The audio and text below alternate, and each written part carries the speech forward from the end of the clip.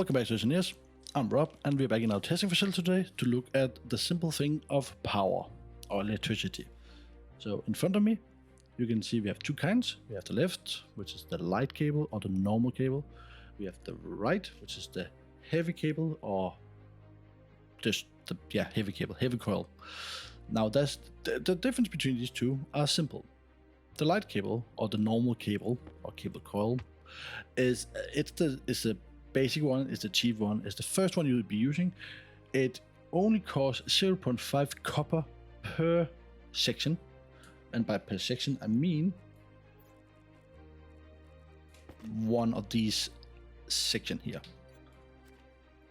And the bigger one costs 0.5 copper and 0.5 gold for the same. So again, for one of these.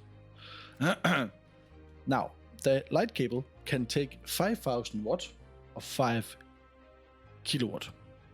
Same thing. If it's 5,000 watt, it's 5 and then 3 zeros, which is 1,000. That will be a kilo in terms of anything, also in terms of power. The heavy cable can take 100,000 watt or 100 kilowatt. Simple enough to understand, I would say. But that is the basic difference between these two.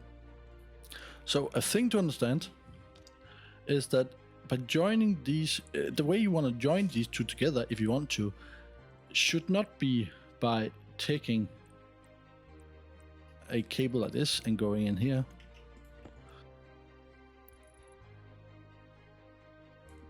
And why you also want to avoid this way is because if something blows on this, it'll be the light cable. And then the whole purpose of using a heavy cable goes away. To avoid, to ensure that you join correctly, you use either an APC or a transformer to scale down from the heavy to the light. Before we get to the transformers and all those, there's the cheapest way, I would say, to avoid a blowing cable is a fuse. Fuse comes in 4 different versions. So here we have the fuse. It looks like this. You cannot build it anywhere except on a cable. You see, you have green here, you have green here. Same thing. You can then see where it says fuse and then 1 kW is 1 kilowatt. So if you put this one on, this fuse will blow after 1 kilowatt. You also have 5, 50 and 100.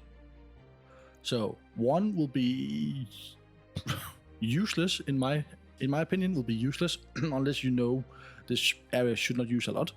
50 kilowatt is decent if you are using the heavy, but you will probably go for the 100.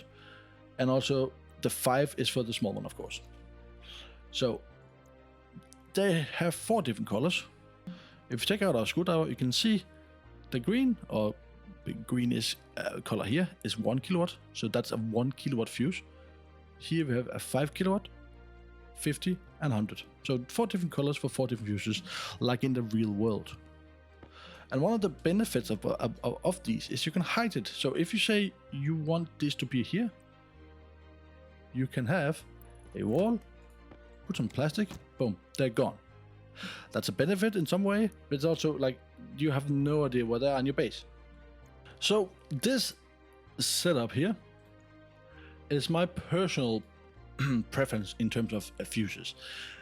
You can have them in here, you can close it down, you can hide it, so you know behind here there's something you want to go to, like you also want to do with chips and other things you need to go to often. So you know, well, in here you can get to them.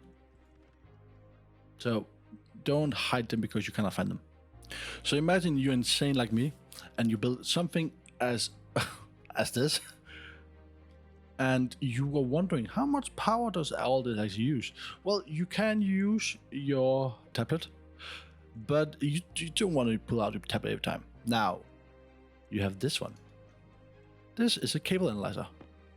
You pull it onto a cable, you cannot mount it anywhere else. You just plug it onto the cable, it sits around and measures the cable used in that particular cable.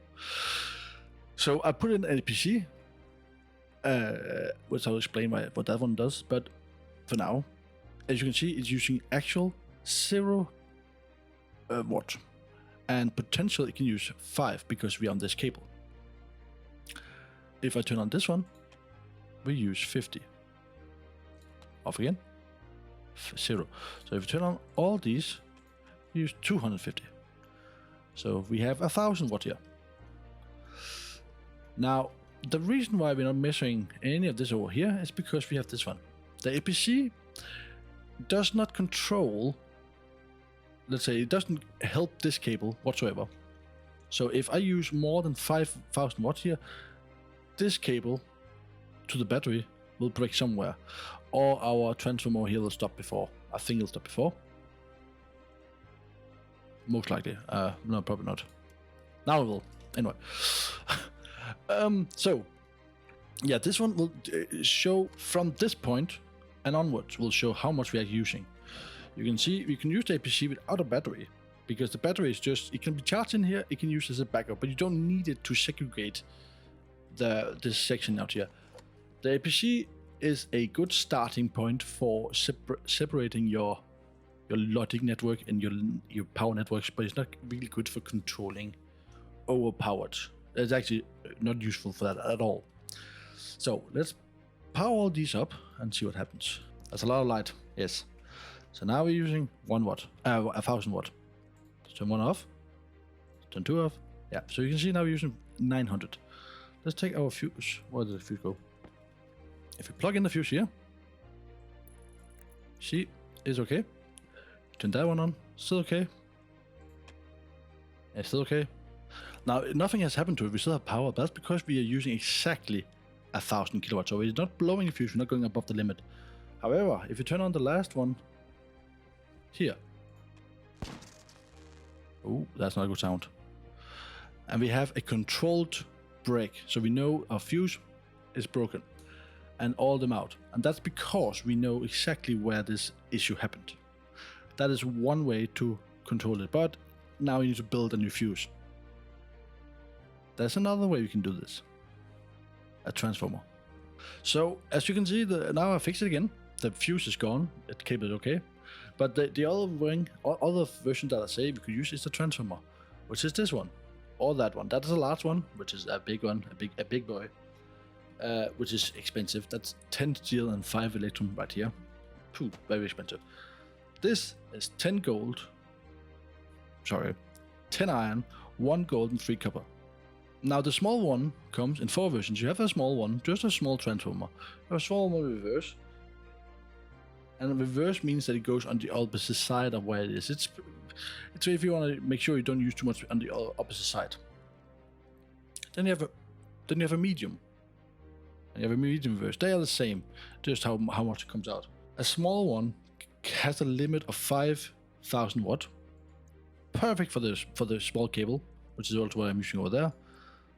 The medium one has 25,000 watt, so 25 kilowatt, and it goes on both sides. While the big one has a 50,000 watt of 50 kilowatt.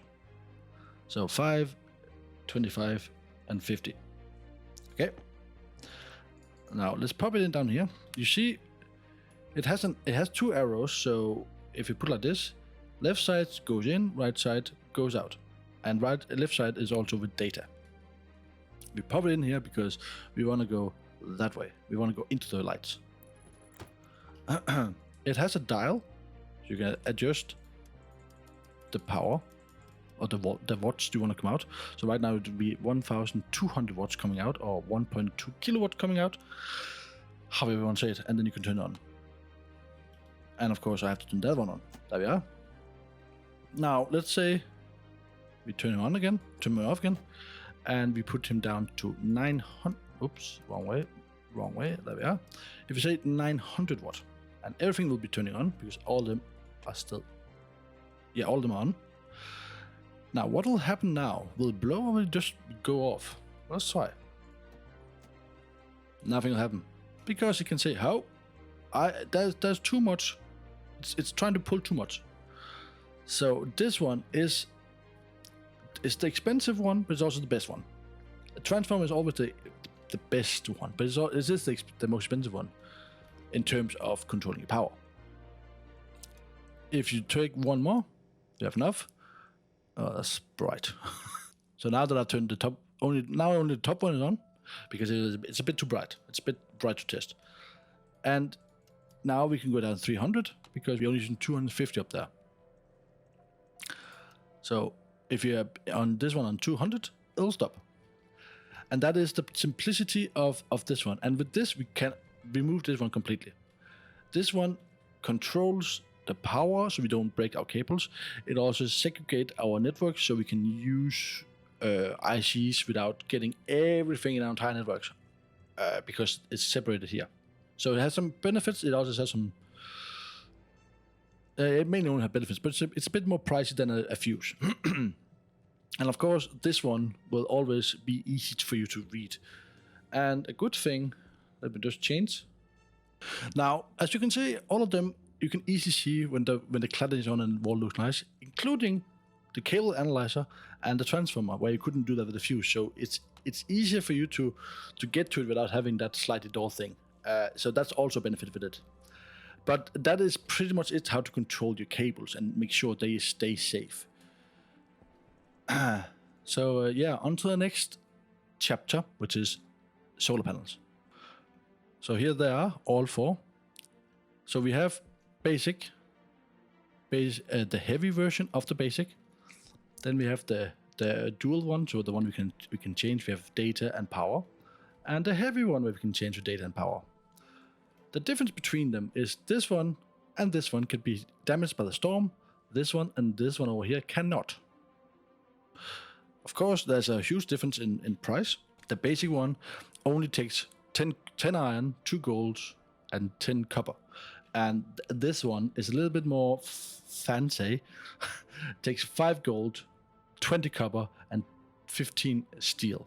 Whereas the basic heavy takes 10 copper, 10 steel, 2 electrum, and 10 invar. So there's a lot of different in these two. Because invar and electrum is like second tier of solders. Not solders, alloys. This one, obviously, is the big brother to all of them, and it's the expensive one. And it costs you 20 coppers, 10 steel, 5 electrum, and 15 astroloid. But this one is your best friend when it comes to storm. So if you're on a planet where you don't have storm, avoid this and the last one over there because you don't need them because they will never get damaged.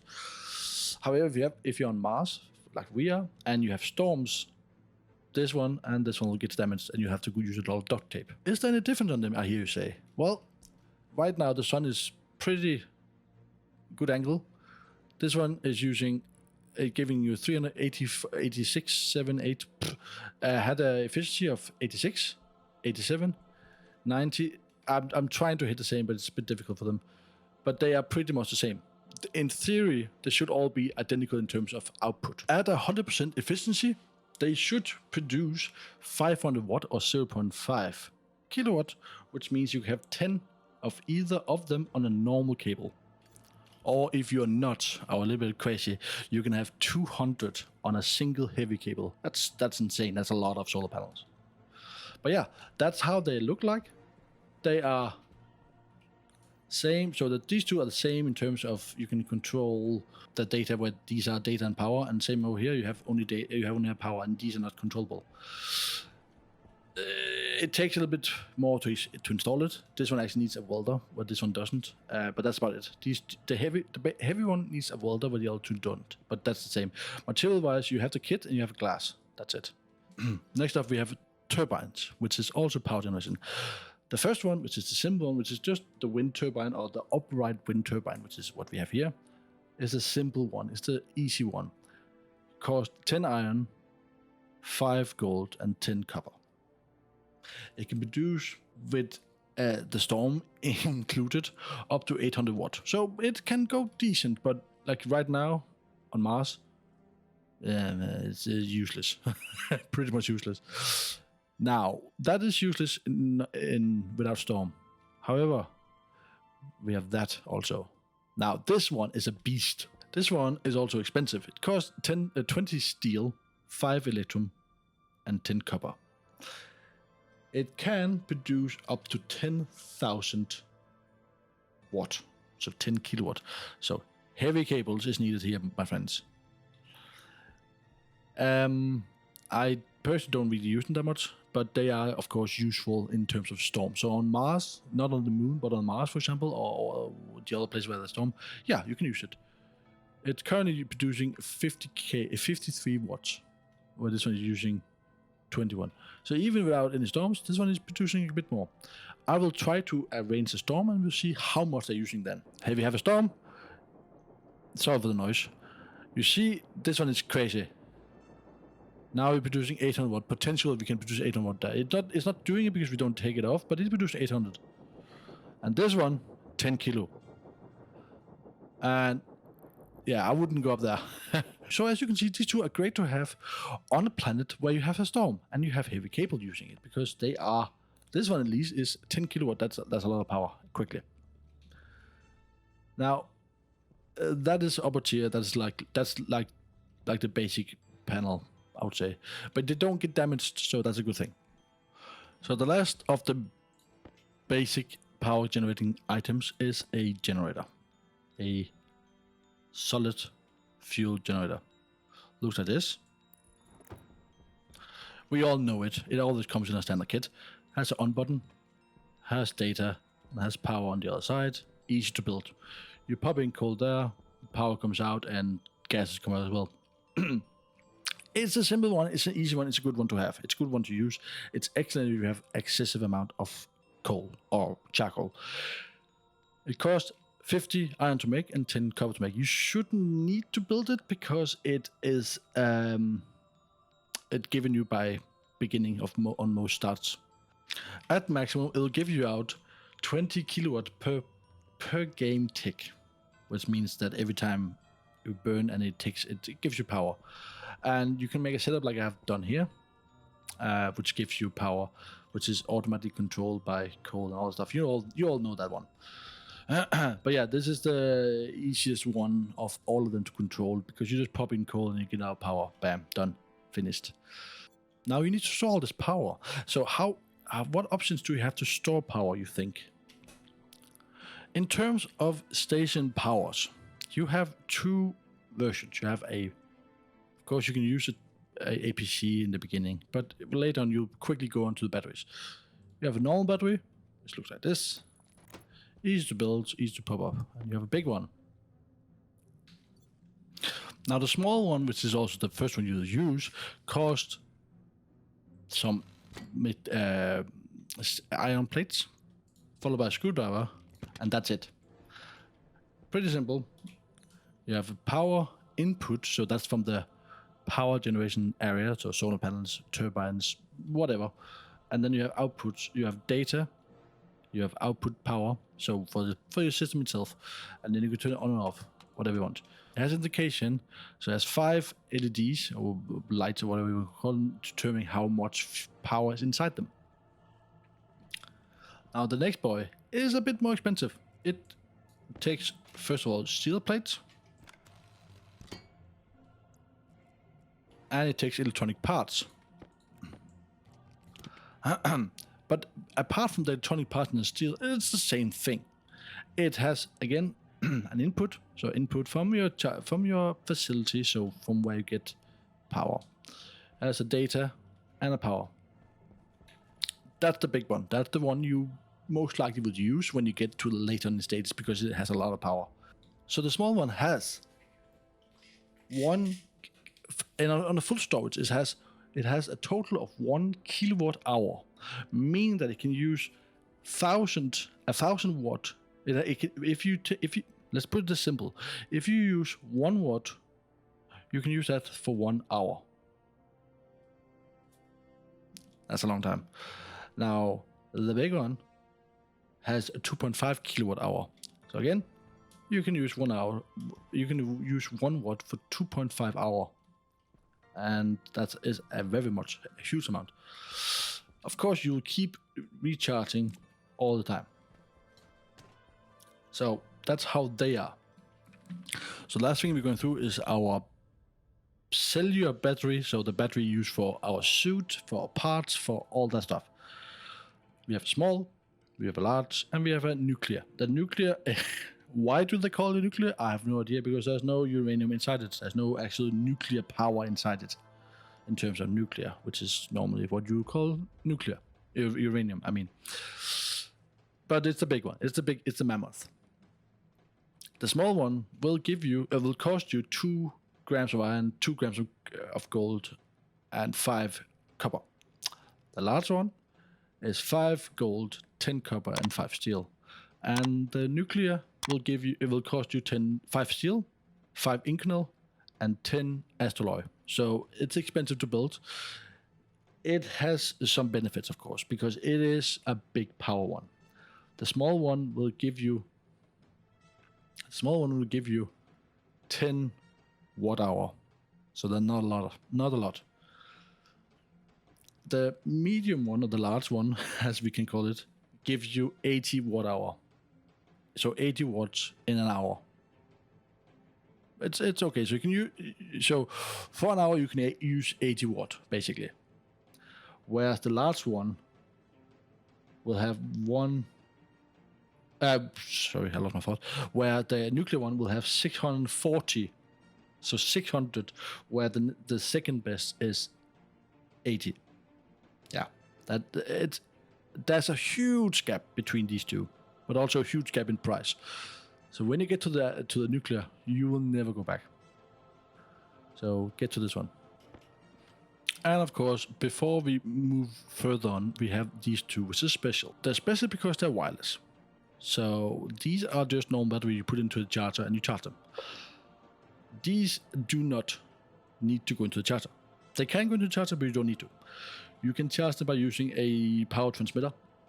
And the small one, which is this one, costs you 2 iron, 2 gold, and 10 copper. Cheap. This one costs you 5 gold, 15 copper, and 5 steel. So cheaper than this one, actually, and I also think cheaper than this. Who knows? They don't hold that much power. This is hold 20 watt, and this one hold 20 watt hour. 20 watt hour. And this one hold about 3.33 watt hour. These numbers are from the Stationeers, by the way, just so we're clear on that. However, if you have these two, you don't need to charge them. You have basically unlimited power if you have an Omni. A power transmitter Omni. I do not know what Omni means, stand for, but who cares? This baby, if you are within distance of this one, of it, then you can charge the battery as you go around. So the Omni itself will cost you 4 gold, 8 copper, and 4 steel. So it's cheap. It's cheap. It's useful for like the robot and stuff.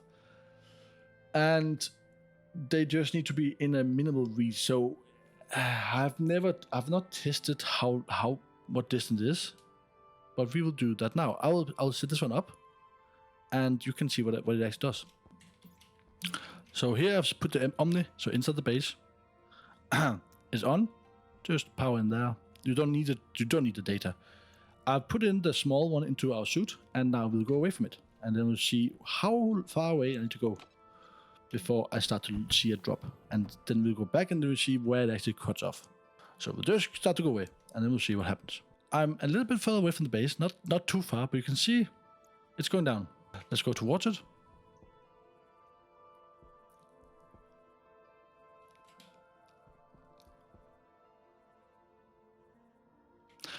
And you can see it's already going up. So it's not too far away. It's not too close. It's short distance, but it's good for when you're in the base. Then you can have it on a drill. You can always use it if you have Omni spread around, and they're pretty cheap. So yeah, that's a good tip if you are working in your base and you just have Omni spread around. Anyway, that is what I had for this basic understanding of power. I will probably make one for advanced understanding of power for the more fancy stuff. This is not understanding of controls and all that. Will come in some other videos down the line. So until the next time, see ya, have a good day, and take care. Bye.